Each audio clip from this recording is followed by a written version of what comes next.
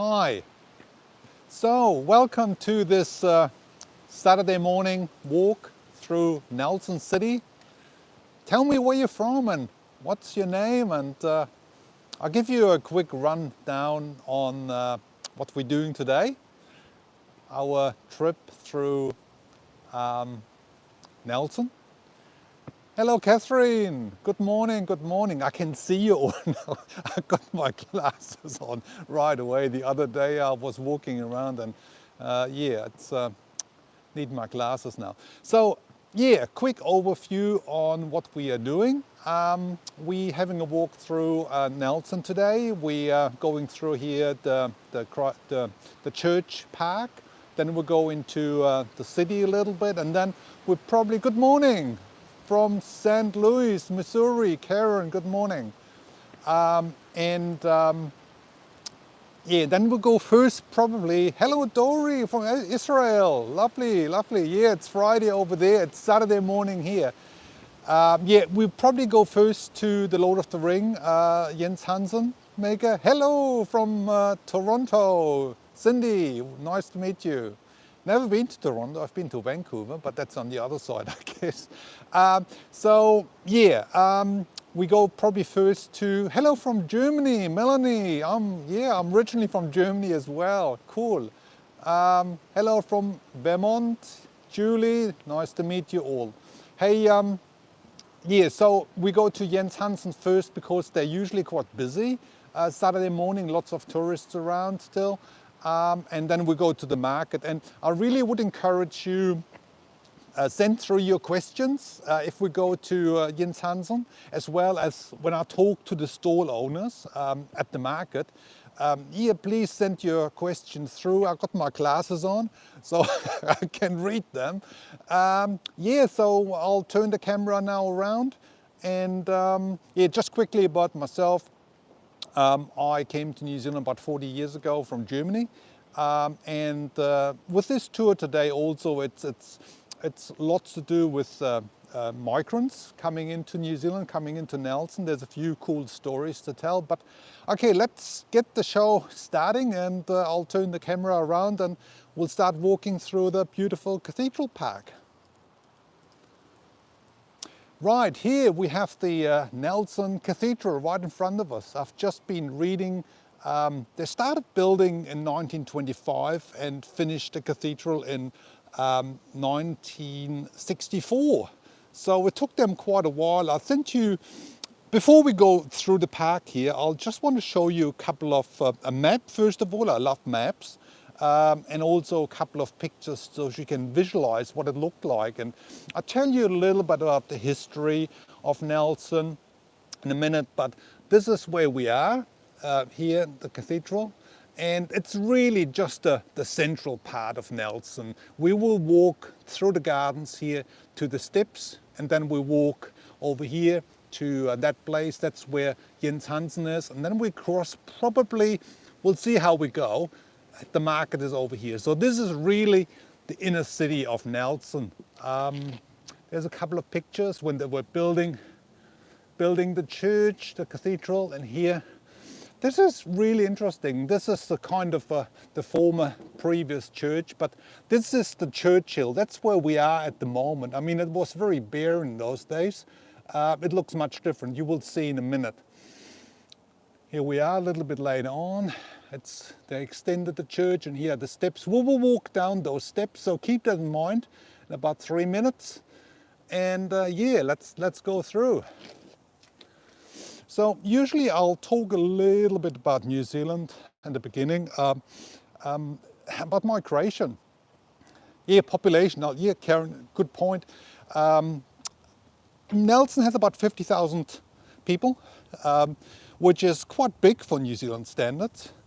I live nearby in a region called the Tasman region, which is much larger, another 50,000. So the settlement really began in 1841 with English migrants coming in here, but also Germans, and later on lots of other nationalities, like even Italians, from all sorts of parts of the world.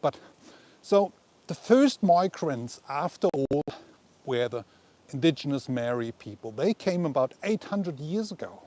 And they came from the Polynesian islands, basically from the Tahiti group. And there were seafarers in those days, and they were looking for new locations. For whatever reason, they came to New Zealand. But before that, this New Zealand was, there were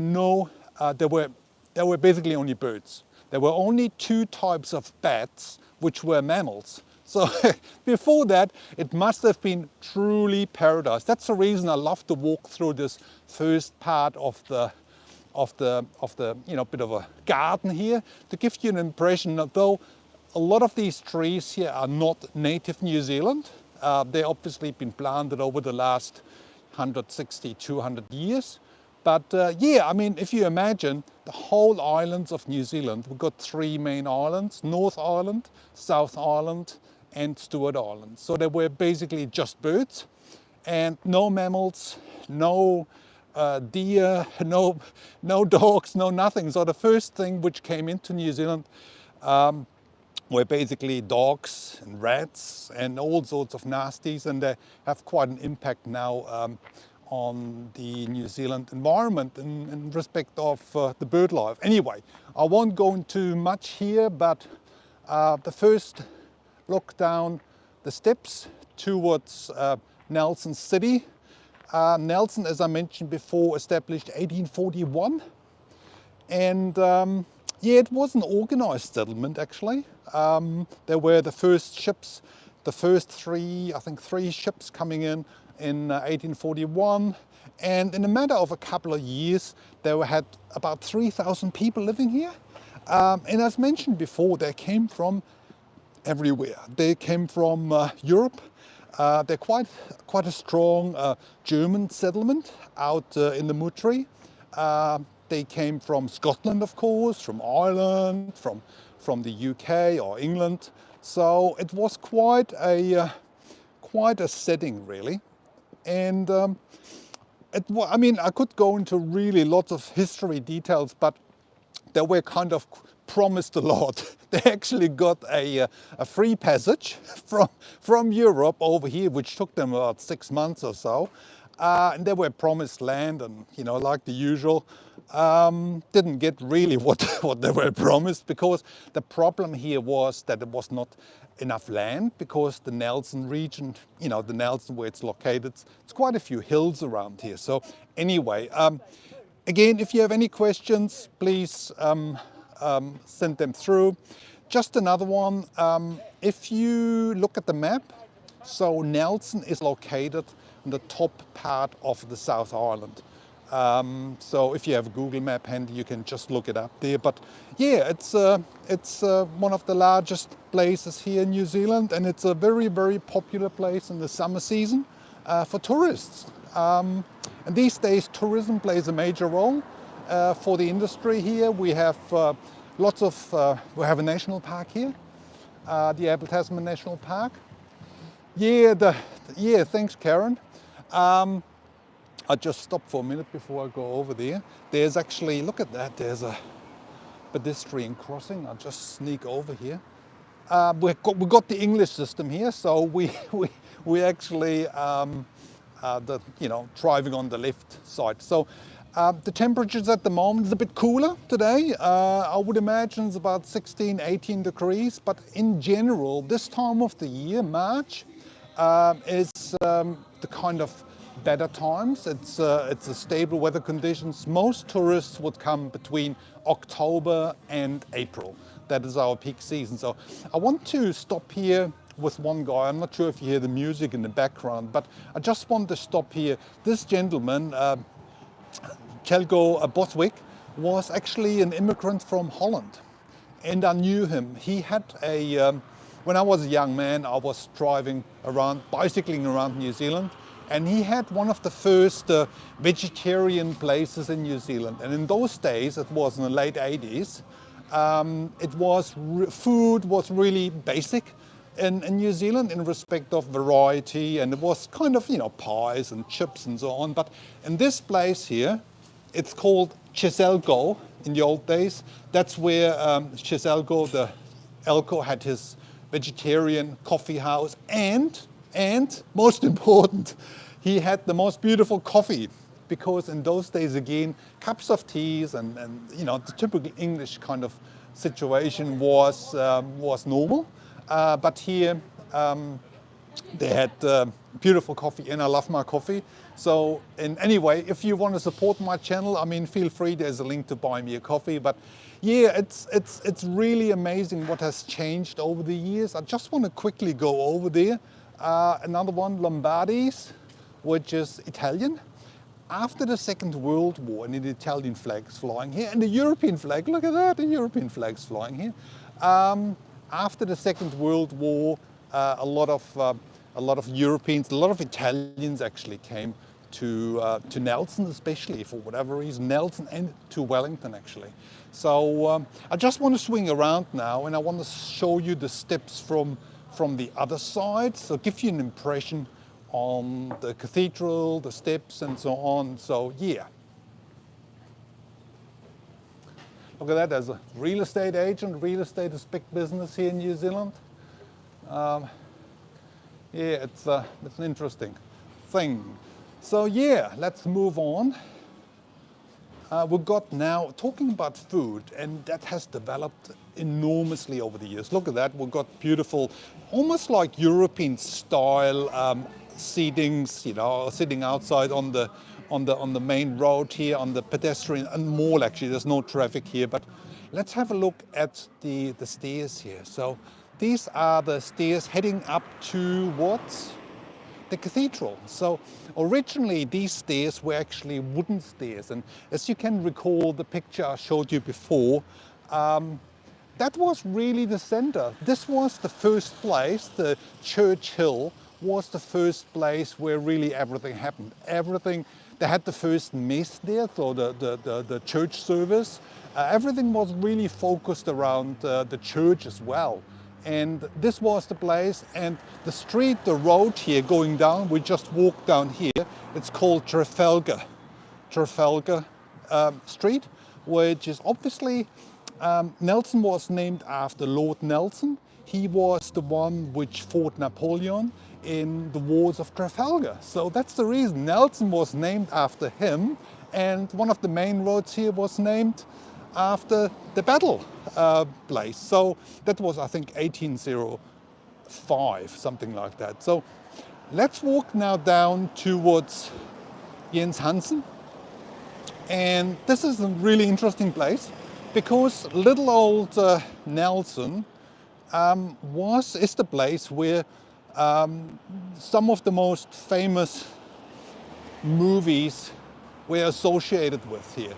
And it happened, again, a migrant to New Zealand, Jens Hansen, came to New Zealand in 1952, and with his family, with his parents, and he was trading as a jeweler. He was trained here in Auckland first, our biggest city, and also I think he went back to Europe as well, got some more training. But let's walk over on the other side. And he came to Nelson, I think it was 1968, with his family. He had a couple of sons, I believe, and developed this little jewelry place, which is still named after him. Jens died, I believe, in early 2000s. But what's happened is this little place is basically the filmmakers of The Lord of the Ring, Sir Peter Jackson, which is also a New Zealander, came to Jens Hansen, the Ringmaker, here we are, came to Jens Hansen and was inquiring about, that was around about 1998, I believe, 1988, 1999, and was asking about if he would be able to produce a ring for his movie series. And first, Jens did not want to do it. So he was convinced by his son, Halfdan, his name is Halfdan, he's still the owner now, of the shop. He was convinced to actually do it, and the rest is history. And it's so busy throughout throughout the year, really, that tourists come here. And it's a very small, tiny little shop. Let's go in. I talked to the staff this morning, so we just have to walk around. There's just a client there at the moment. So look at that here. So people can actually buy the ring. Not, this one is the big one. So they're produced. First of all, Jens produced 19 different types of rings and, showed them to the filmmakers. And out of those, they selected one type, and this was basically produced. 41 rings they produced, and to make it for the movies. And one of the big ring here, which they now produce replicas on, that was also produced for the movie and used for specific scenes. Can I just go through? Yeah, We now go in the back. Maybe if he has a minute, can explain a little bit. Hello, good morning. We're just doing a live streaming tour. I want to show the rest of the world how wonderful this here is. So look at that. I mean, this is the workshop, one of the workshops. I believe they have another one on the other side. So this is where all happens. So this little place is still a very, very popular institution here in Nelson, and a lot of people, they get their rings, they get their jewelry done. And as I mentioned before, look at that. I mean, that lady, she's just buying ring, and it's all really to do with people coming in here and are interested in the Lord of the Rings. So here. So let me know if you have any questions about this. But look at that, it's quite funky. They have quite different kind of rings here. Got it. Okay, so that might actually be it. Okay, so Still has 37% of yellow gold. Yeah. look at that. So this is another one, the smaller ring. This is the kind of style of ring they have used at the Lord of the Rings. So people actually coming here and buying it. They do buy those rings, and they are authentic. And it's just amazing that this place, in a way, is associated to one of the, they do, I believe they sell it online as well. So let me have a look if they must have a brochure. I think it's jenshansen.com. Yeah, that Jens Hansen, I just put it in here. So it's jenshansen.com. Have a look. I mean, I'm not want to do a sales talk here, but it's worth checking out. They're very active online as well and social media. But you see, I mean, this is a tiny little shop, and it's been associated with one of the biggest movie productions ever made. So, and to be honest, the Lord of the Ring. Thank you. Found the store. Yeah, cool. Good, Cindy. So I'll just crossing over. I have to have a look that I'm not rolled over. Generally, they're pretty good here with pedestrian crossings.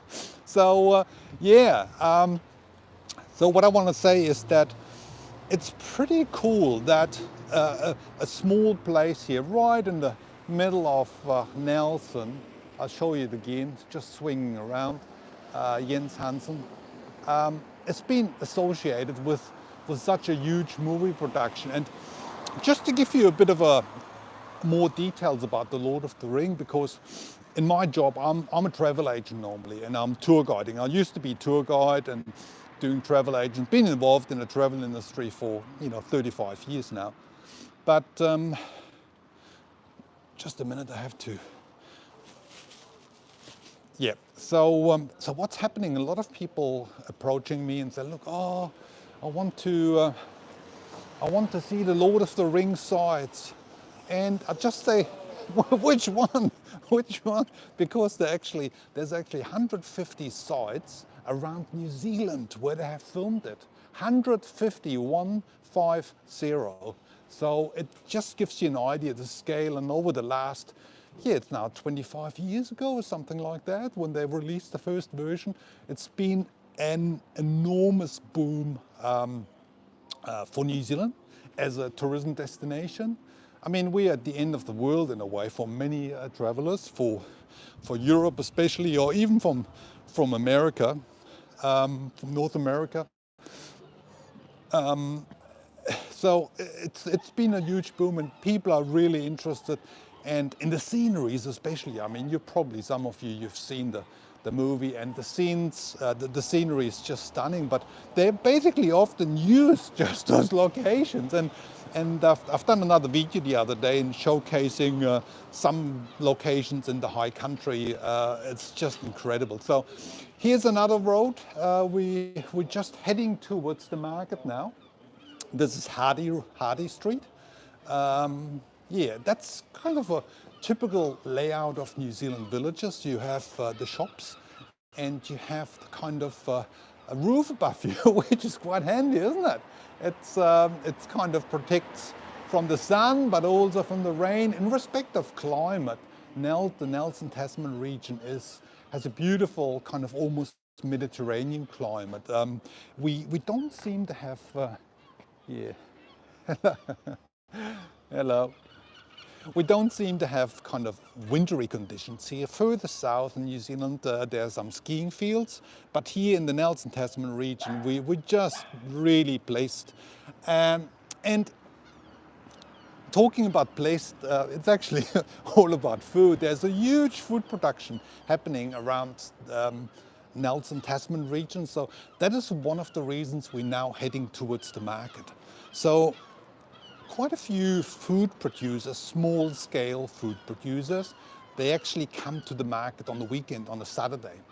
There's another market up in Motueka, which is on a Sunday, but so on the weekends, these guys, they come to these markets, they're selling the products, and we'll go through the market now. There's all sorts of things, from honey, from fresh food, they even sell knives. They're knife makers, so they're really craftspeople. And what we try to do is actually talk to them, get a bit of conversation going. So if you have any questions, please sing out, and I'll put my glasses up again and let you, have a conversation with these people, because they are really interesting people. The market was established. So before we go in there, just a couple of more details. The market was established in about 40 years ago by a lady, I've forgotten her surname, I think her name was Kate. Not far away from here, on the river, Maitai River, but they moved it here now to the central car park. The central car park is normally a car park. During the week it's a normal car park, but on the weekend they're basically converting to the market, which works famously. Look at that. I mean, I already see some sites I want to show you. So let's dive in. So here's the first one. Look at that. Fresh herbs and everything. And people, it's actually a lot of locals come here on the weekends, and they're buying their stuff often quite early. So we're doing this trip normally. We've done it last time about 10 o'clock New Zealand time, but we went a little bit earlier. So you see, I mean, this is now, just give you a quick overview going down one of the aisles here. So we have about 4 of these rows. So what we'll do, we'll just head down and see how we go, what we can find, people to talk to, and so any questions, let me know. Look at that. So it's obviously summer season here in New Zealand. We're getting into the autumn. So look at this beautiful fruit. Hello, we're just doing a live streaming on YouTube, just to talk about the beautiful food products we have here in the Nelson Tasman region. Look at that. It's obviously harvest season, and this good people that probably live nearby and do the harvesting, or you have a little orchard, or? Yes, about 300 fruit trees. Sorry? 300 fruit trees. 300 fruit trees, she says. Look at that. I mean, it's all local. And that's the beauty of it, have all these local produce available. Thank you very much. So, yeah, that's a kind of a start. Look at that. What's that? Biggie's Original Nelson. Oh, right. It's quite interesting because every weekend is actually different. Are coming through, once in a while. And I just get the other microphone going. Just a minute. Oops. if I need to, because just a minute. I just want maybe if I'd interview people and have a bit of better. Right now, so yeah, I mean, I tell you what, every weekend I come here, it's different. There's you see something different. So it's wood makers. Look at that, they do furniture. Love the mark with local and the goods. Yeah, it is. I mean, honestly, it's such a variety. Look at that. Now we got metalwork. So there's another big thing in the Nelson Tasman region is art. So we got food, we got wine, we got beer, so hop, microbreweries and a huge hop growing area, but also we have a lot of artists. Look at that, there's one of them. So we need to see how we go in respect of talking to people. Yeah. Oh, there's another jeweler, Jenna Love. There's a lot of jewelers around here as well. Look at that. There's a knife maker. Oh, shall we? Look at that. Look at those knives. They're handmade. Good morning. I'm just doing a live stream too on YouTube. And I just talk about different stall owners. And if you want to talk a little bit about what you do.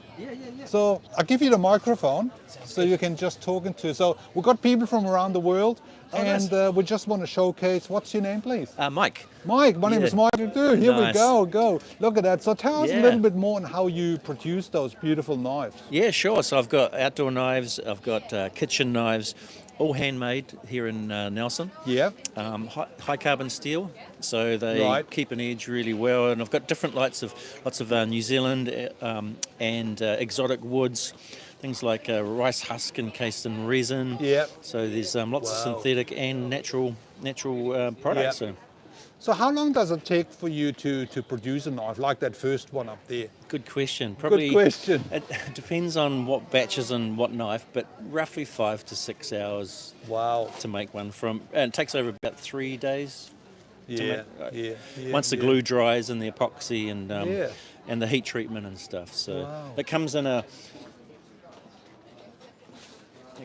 flat annealed bar like that, so it's easy to work. And then I create the shape, cut it out, create the shape, and then heat treat it from there, and then put the handles on with the pins and that. Wow. So that's a bit different, isn't it? I mean, it's really, I mean, that's what I love about the market. You have all the craftspeople. Yeah. Not only the food, but also the artists, and obviously, I mean, a knife is a piece of art, but it's also a piece of... practical as well, Yeah, it can be okay, used, well, cool. Hey, thank you very much, Mike. No worries. Good to talk to you. Same, thank you. I've only limited time. Okay, how cool was that? Oh, look at that. Beautiful paintings. Look at those. Wow. Are those paintings or...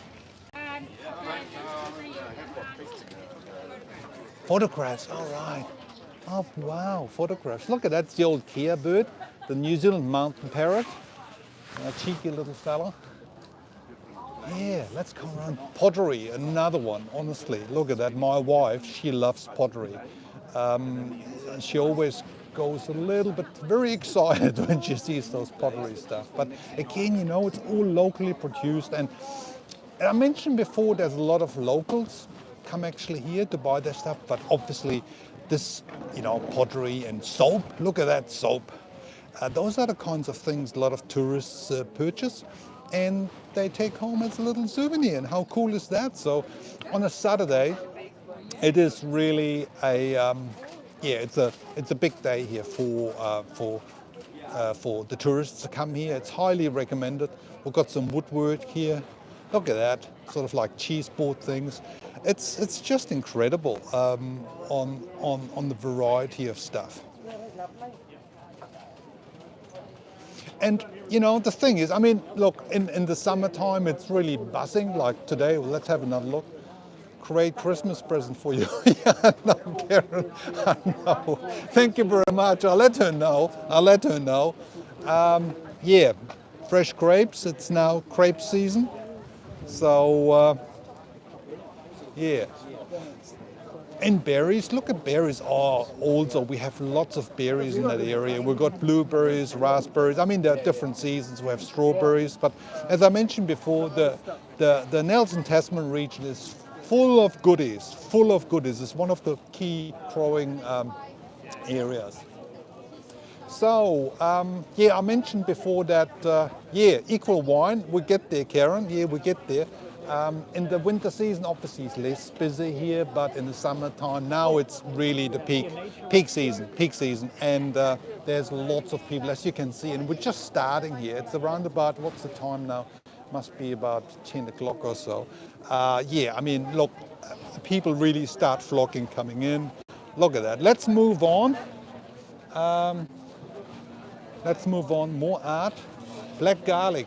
Black garlic. Oh, here we are. Look at that. Good morning. We're doing a live stream tour with people from around the globe. So I'm just walking around. My name is Michael Needs. I'm a local here. And I just want to talk to stall owners about the products. You want to talk about yours? Yeah, he will. You good? So we've got here black garlic. So tell us a little bit more, what is this all about? So what black garlic is New Zealand grown white garlic. It's locally grown in Marlborough and then Right. processed in the upper Moutere. Here So we it's go. roasted for 6 weeks at 60 degrees, which gives it a caramelized umami flavour. Black garlic's 100% garlic breath free, so people can't smell you've been eating garlic, and it's more bioavailable for your body than white garlic. So your body absorbs the nutrients from black garlic easier than it does white garlic. We've got many products. We've got the puree, which is our most popular. We've got the barbecue sauce, the black garlic honey, Yeah. the sea salt, and the oil and essence. Well, it's interesting to hear all these details, isn't it? I mean, there's so much to see on the market, you know. And thank you very much for showing. I'm getting more questions from the last one, and I have to go back there. Okay, thank you. See you later. Ciao, ciao. So yeah, the curvy thing was these were. I just quickly go back, but the curvy thing was basically wine barrels. So let's have a quick look back there. So these were the wine barrels, that were the curvy things. So these are kind of like, you can use them as cheese platters or anything like here. That's a sample. That's what people do. They use it for bladders or any kind of arrangement. So here, let's move on. Let's move down the aisle here and see what else we can find. Let's have a look if we find some wine. Karen mentioned, I think, wine. Yeah, I can't remember if there was a vineyard here, but anyway, look at these beautiful, beautiful plums. Look at that. And people can taste it. It's just lovely, you know, to have that local aspect. Hello. So tell us more. We're doing a YouTube live stream here from people around the world, and we just want to talk to stall owners and, you know. So your products are locally produced? Yes, it's from an organic orchard in Renwick. Just a minute. You want to do this? This is you. This is all you. There's so much more for you. Come on, come on. All right, these are picked in Renwick from an organic orchard called Wingsong Orchard. And we have 2 varieties of plums today, 3 types of grapes. Oh wow, isn't that beautiful? I mean, this is the time of the year when all the goodies come out of Mother Nature. Yes. Thank you How very lucky much are we? for letting us know. Cheers. Bye. So yeah, I mean, I love to talk to the locals here. Another olive oil. I could go. Hello, my name is Michael. I'm doing a live streaming tour on YouTube, just to introduce some, local stall owners. And if you want to talk about your olive oil. Not really? She doesn't want to talk about it, so we better move on. Alrighty, catch you later. So olive oil is another product. There's a lot of olives growing in this area. Just shows you the kind of the climate we have. It's a really good climate. So now we've got a lot of people coming here also for food, you know, for lunch. So we have Mexican, we have Mary style, Nelson Mary fries, whatever that is, I don't know. Yeah, and here we go. So let's Indian curry here on the right hand side. Yeah, there are more. I mean, look, I mean, it's just, you get the vibe, and the vibe really is really good. I mean, I can tell you, you probably can guess as well. You get the feeling that people are here, they're having a good time. Look at the pastry, look at that, kind of a little thing. Hello. We're just doing a YouTube live stream. So you look at that. What do we have here? Is that? Those are French petit fours. Yes, so my partner is Korean and I'm French and we're both pastry chefs, so we've been blending flavors here. Yeah. So this is a classic opera cake with coffee buttercream, dark chocolate ganache, Wow. and almond biscuit with a bit of Korean chili flakes Yeah. to balance out the butter. Yeah. This is berry mousse, white chocolate and puff rice. Yeah. And that one is black sesame bavarois. Yeah.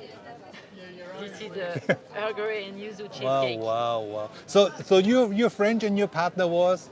Yeah. Hello, Korean. Hello. And that's the beauty. I mean, I'm originally from Germany, and it's a lot of cultures coming here together on the market. This is a live streaming to on YouTube, and I just introduced stall owners and talk to people. They're people from around the world, and we bring them together and just talk about it. So, yeah, thank you very much for showcasing your beautiful food. Looks gorgeous. Yes, I will.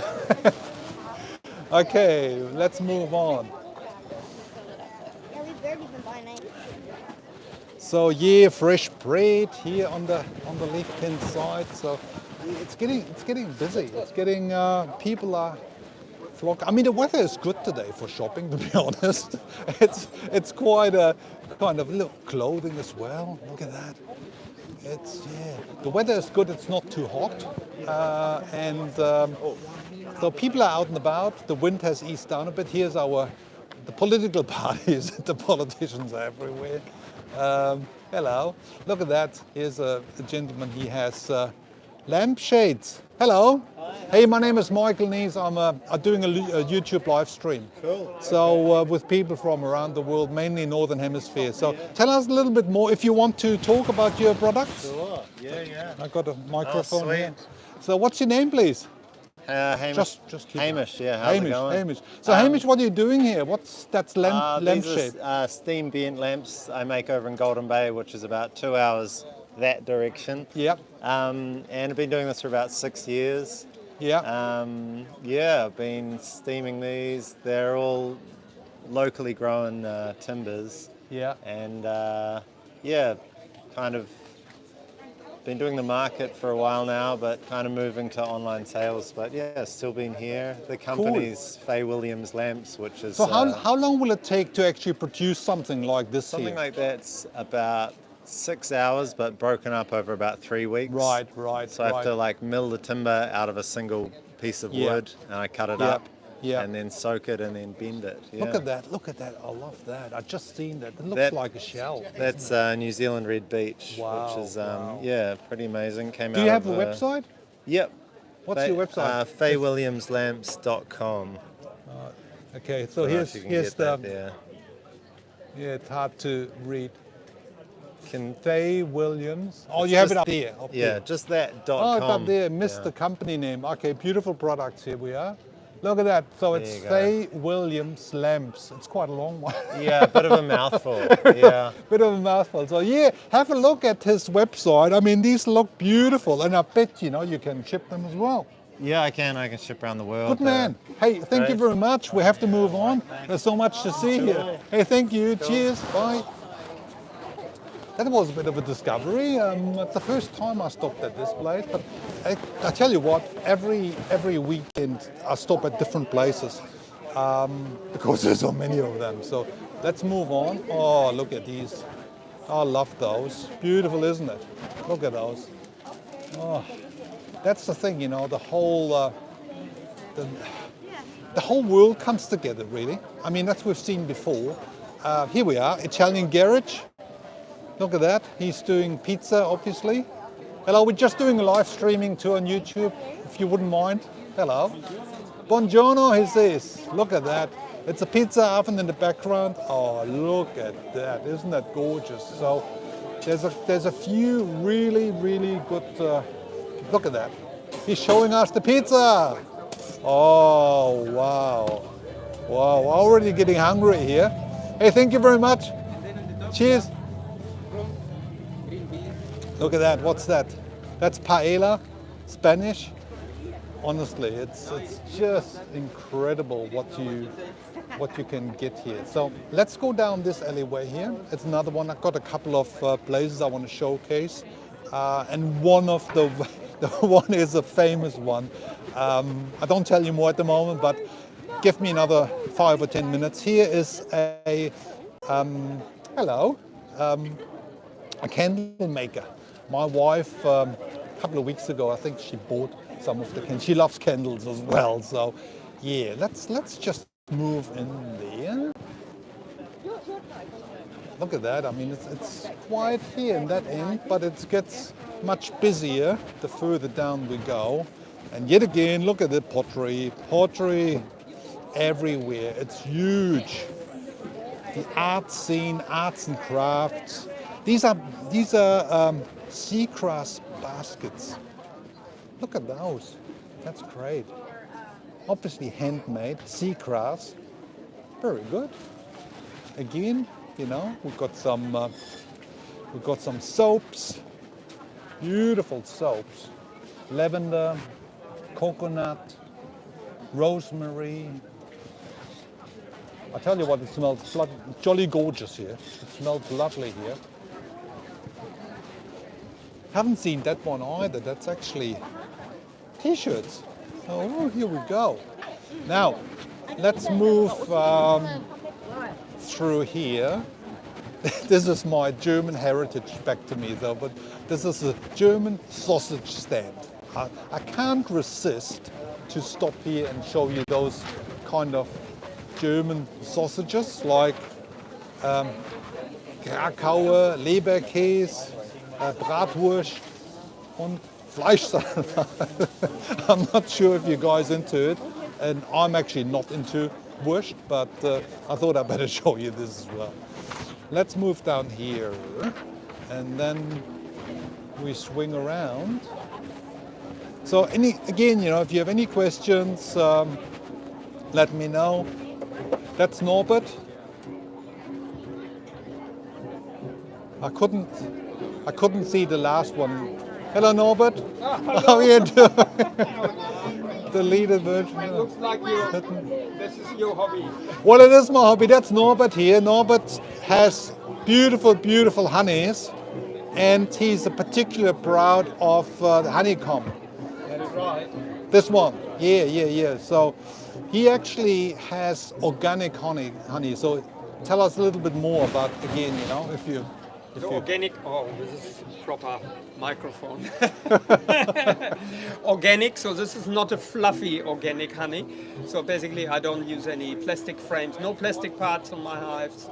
The hives are all at least 3 kilometers away from arable sprayed areas. Bees are cared for in a very natural way. And I don't use any commercial treatments. I make my own treatments. And against the varroa mite and other disease. And so, yeah, the whole approach is as natural as possible.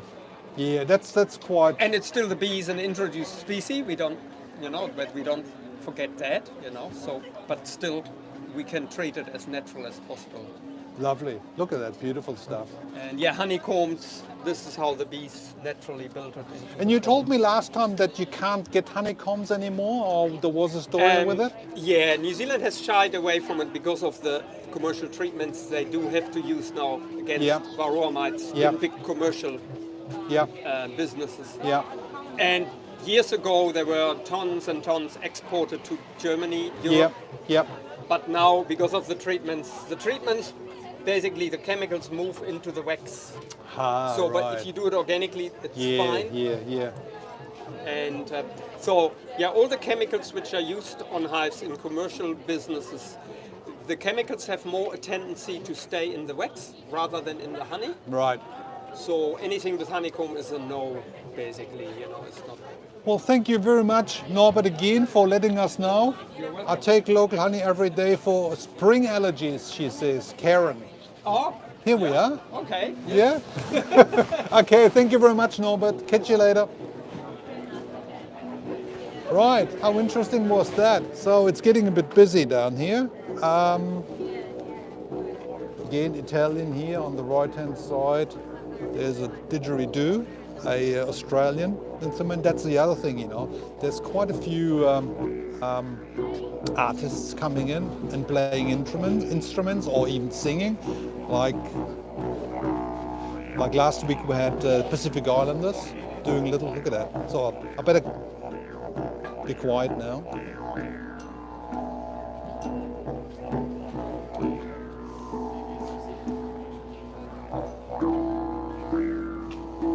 Okay, how's that? So this is not in New Zealand, but it's more of an Australian instrument. What did you do? Okay, let's move further. Let me know if you have any questions, and if you want me to stop anywhere. I mean, there's so much to see and so much to do. That mushrooms, we stopped there last week. And, I have to, that is an interesting one here. It's her name is Petra, and she's actually German. But what I want, hello Petra. I just can't resist to come back and to tell us the story about how you produce the what do you call them? Slippers. I've got a microphone now for you. You don't? Oh, come on. So basically what she does, she's using wool.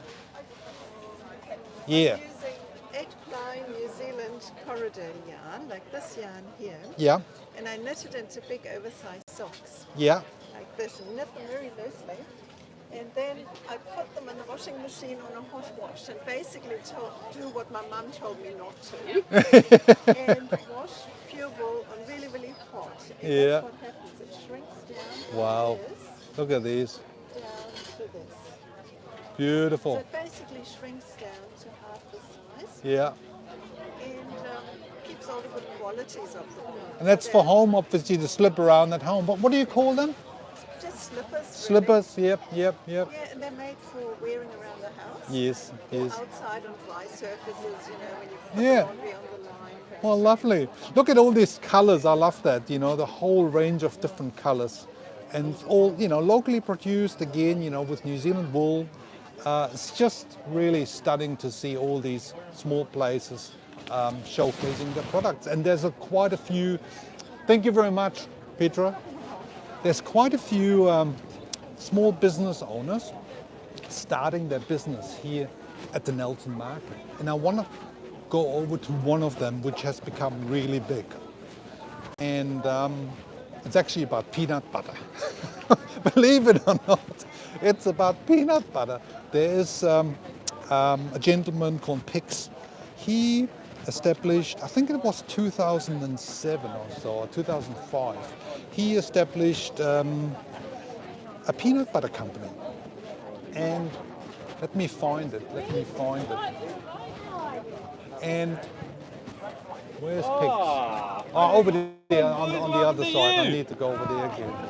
So basically he established his peanut butter company, and it has become huge.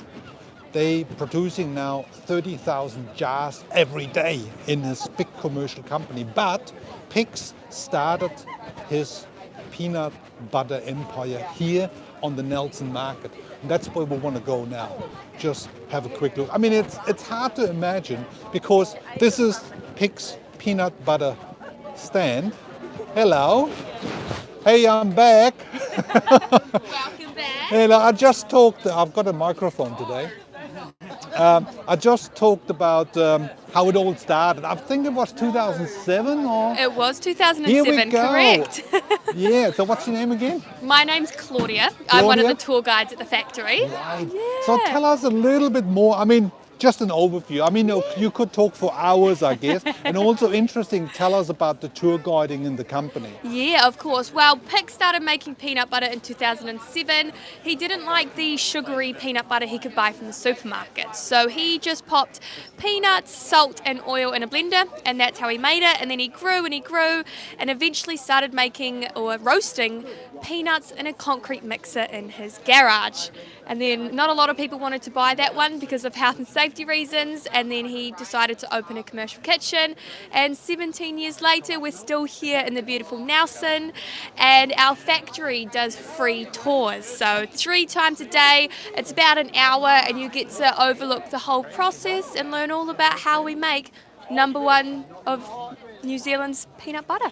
I think you guys moved 5 times now. We did. The factory we're in now is indeed our 5th. It is the only factory though. So if you see Pick's peanut butter all around the world, you know it's made right here in Nelson. Yeah. What I also like, what they have, I mean, it's all about sustainability as well. They have these big jars here. I mean, to be honest, I'm not a peanut butter fan. That's okay, That's no okay, worries. you know.